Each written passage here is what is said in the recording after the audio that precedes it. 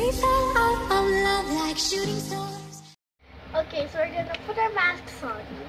Magmamask kami. Nabili namin to kahapon sa SM Calamba sa Watson. Diba, dalawang ganito, whitening pack, tsaka isang, ay, nakabili na din ako, nakatrago. Gusto kasi ito siya itry. Lagi, napanood ko to kay Joy of Mia. Naalala ko kasi laging may ganito siya. Tapos nagko-comment ako, lagi ko nakakalimutan na bumili na to. Tsaka yung ano din, Nichido, wala dun. Wala silang available. Nichido na loose powder, wala sila. Ano, buksan mo nga, baka ang bukas nito para dito. Dito? Yan. Oh no, cute. we cut her There's hair. something inside. The white cream thingy. You see that? Oh my gosh. Put it in your face. Ako na yung ano. Oh, ang bango. I Ay, was... bakit ganito? Ay, hindi. Jessie. Face mask to na cream. Yeah nga. Mommy! Akala ko kasi, ano sabi ko, ba't ano? Ano nga, sabi, Oh, basahin mo nga. Ay, apply a generous amount of the whitening pack and of spread evenly while avoiding the eye and mouth area. Wait for 15 minutes until it dries, then peel off upward towards the chin. saan ang mirror on the wall? Use this. Ha? Stop moving it. Kasi na, ano, likot, ha? Turn mo.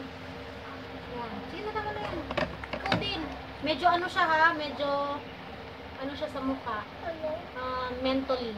Ano malamig? Yeah, some kind of a sweating like that. Yay! You know, guys. Ito kasi mo nag-English. Akala mo doon pinanganak sa ano eh. Arimika eh. I'm scared. Oh. Why is it sticky? Of course. It's a joke out. Sayang gawin talaga yung ano dapat ko eh. Ito yung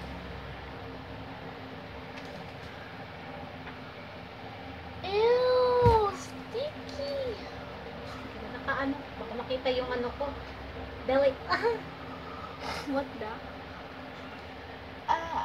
It's like putting peanut butter in your face. That's what the consistency is. Very. Na matabunan yung pimple ko. Ang laki-laki na. Inis ako. Ganitong pimple. Ang hirap mo. Ang tagal mawala. 48 years. Oh. Oh my. Nakapanood na pala ako ng vlog kay 16 Fin, kay Joy of Mia. Saan ko ba napanood ko? Mommy, nalagyan yung kilay ko. It's okay. Tapos iba bang napanood ko? Nakalimutan ko na. Kay It's Brandy. Kanino ko ba? It's Brandy, Joy of Mia, 16 Fin. Meron pa eh. Ano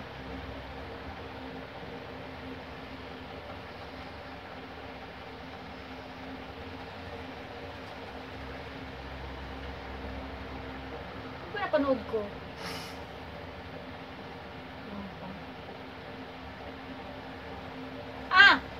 Si Lilybeth's channel. Yeah, Lilybeth's channel. Napanood ko na. Yun lang. Kalimutan ko yun. Tapos ka na? Parang hirap na hirap ka maglagay. Para akong naka... Scary. Bangga. Ang ganda ng tali ko, guys. Scrunchy. Para akong ano, multo. Parang lupos na. Hi. Ayan, magkukwento na ako. Dito sa mga nakapanood ng video ko, yung vlog ko kagabi. Diba sabi ko na ikukwento ko kung paano ko unang nakilala si nahihiya ako sabi. Pag may nagko-comment sa akin, nagtatanong, may nagsabi na ba sa'yo na kahawig mo si ganito? Ganyan. Alam mo, kahawig mo si ganito, si Angelina Jolie. Alam mo, nahihiya ako. Hindi ko alam kung paano ko i-upload. Ay, thank you. Gano'n na lang. Kasi parang feeling ko ang ganda-ganda naman niya. Siguro dahil pag sa biglang tingin or sa lips ko siguro or mata ko, yun. Nauna kong nalaman, ayusin ko lang yung kanto ha, kasi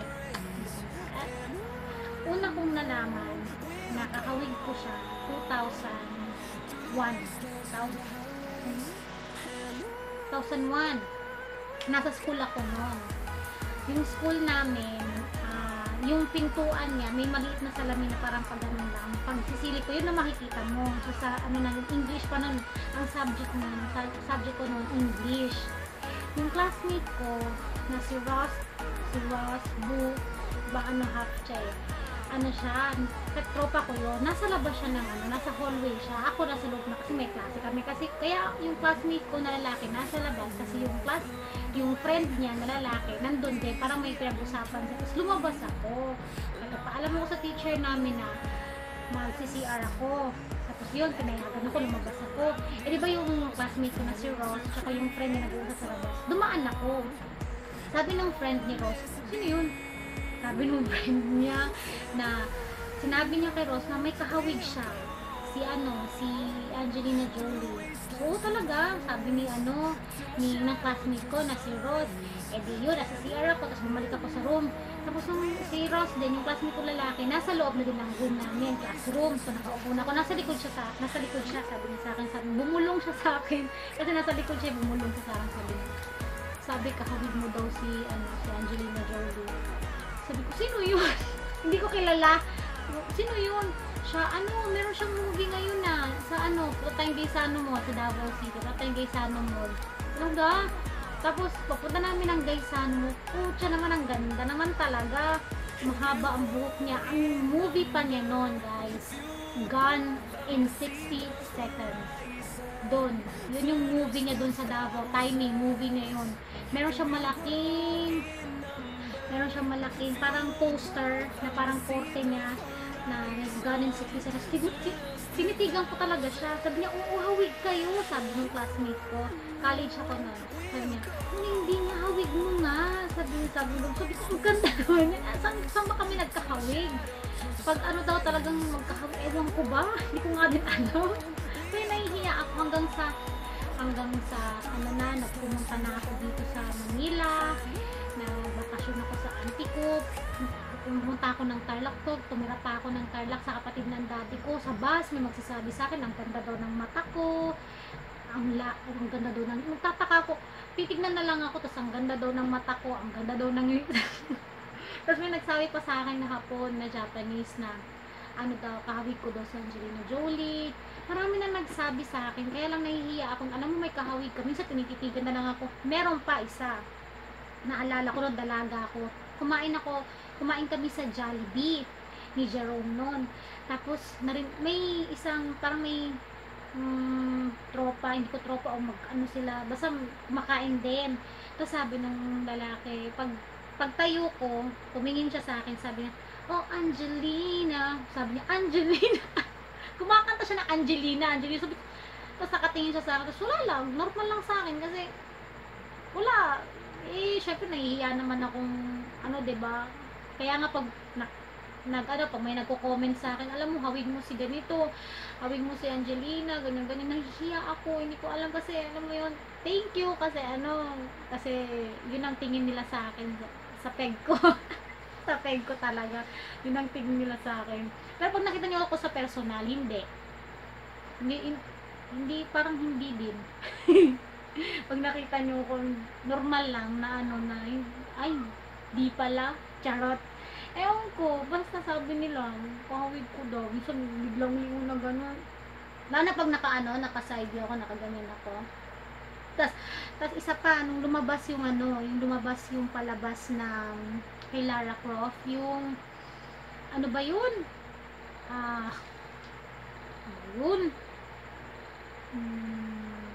Wait lang guys. Ayan, naalala ko na Tomb Raider yun. Sus ko, tuwang-tuwa ako sa palabas na yan. Feeling ko gusto ko siyang gayahin. Yung camera ko. Feeling ko gusto ko siyang gayahin. Alam mo yun. Feeling ko gusto ko siyang gayahin. Yung outfit niya, gusto kong gayahin din. Gusto kong pang Halloween. Mga ganon. Tapos yun. Tinabi ko yung electric fan sa akin kasi ang init. Tapos yun. Yung kasagsagan ng Tomb Raider. Yun, may nagsabi sa akin na nahawig ko siya. Lalo na pag yung buhok ko, inaano ni mama kasi mahaba yung buhok ko dati. Ginagano ni mama yung buhok ko. As in, foreigner nagsabi sa akin. Nag-beach kami, lumapit sa akin. Hawig ko daw. May hawig daw ako sa kanya. Siguro nga sa siguro sa labi ko. Or sa doon nagsimula yun na college ako noon. Doon ko siya nakilala. Ang movie niya noon, Gone in 60 Seconds. Doon na nagsimula. Hanggang sa may nagsabi sa akin na biglang tingin, kahawig ko si Yula Valdez, yung mga ganun. Siguro biglang tingin lang talaga. May mga move talaga. May mga sadyang talagang pag tumingin ako ng ganito, tumingin ako ng ganun, kahawig ko siya. Yun. Madami na din nagsabi sa akin. Kaya nung nagsimula ako mag video, sabi sa akin, parang normal na lang sa akin na kaya lang nahihiya ako kasi nagti-thank you, nakakahiya naman. Alam ba, nakakahiya naman kasi di ba? Yung iba baka sabihin, feel mo naman, di ba? Pero, nasanay din naman ako na sinasabihan ako ng ganyan na hawig ko talaga siya. Alam mo, may hawig ka, wala ko sinasabihan ng ganyan. Yun. Ano pa ba? Yun yung kwento ko kung paano ko siya unang nakilala hanggang sa naging pag may movie siya pinapagawa ng 60 Seconds, Tomb Raider, ano pa nga yun? Yung Mr. and Mrs. Smith, ayun, napanood ko yun, lagi ko na siya pinapanood. Tapos si Jerome, naalala ko pag nung mag-boyfriend girlfriend pa lang kami, yung so ko na ikukwento, basta sinasabi niya hawig ni Bubbles yan, si Lara, ginaganon niya yung friend niya, gano'n. Kasi lang nun ko siya unang nakilala, kaya nagkwento kasi tatanong sa akin kung paano ko unang nakilala si Angelina Jolie. Yun yung pinakauna ay 2002 ay 2001 yun doon na nagsimula na, ay siya pala si Angelina Jolie, Gone in 60 Seconds pala yung movie niya, hanggang sa nakilala ko na siya, hanggang sa tumagan, hanggang sa, ganon pa rin, kahawig ko daw siya. So yun guys, yun ang kwento ko.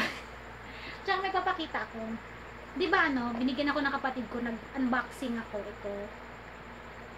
Susubukan ko siya sa lips ko, kasi, dati naman to hindi ko na siya gagawa ng Ayan, kakabukas ko lang. Gusto ko yung color na to. Ang nagbigay nito yung bunso kong kapatid na nasa Bahrain. Wait lang. Yes, ito yung first impression niya. First impression. Ang ganda ng color niya. Sana bagay sa akin. Swatch ko muna para makita niyo. Talagang lapit ng electric pa rin, no? Kasi ang init Wait lang. Ayan, subukan ko na. Nag-film ako ng ng update ko sa Kojic set. Pang isang buwan ko na kasi. Ayan. Ito yung color niya. Parang, okay, fine.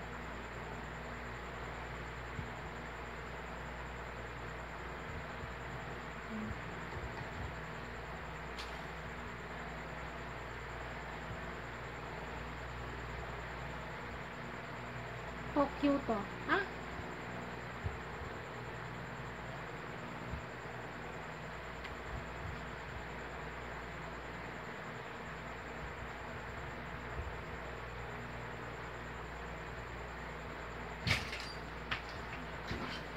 Hi, Iya.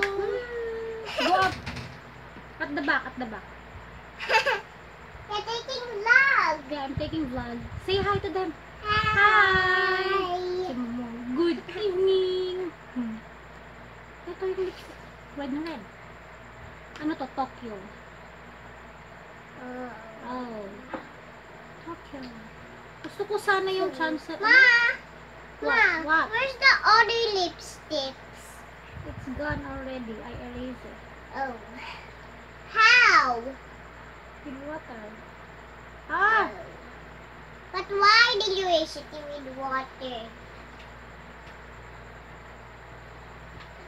But why did you erase it? Stop jumping ha. Jalia, stop jumping. Kaya na pa niya gustong mag-vlog ako kasi sasali daw siya.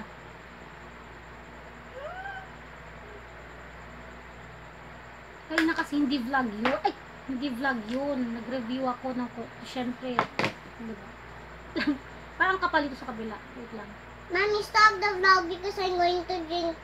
Please, please. Please. Gusto niya mag-drink ng ano. Please? Ayan. No! Parang lalong lumaki yung lips. Ma! What? Please, can you off the vlog first? Okay, so Back from the dead.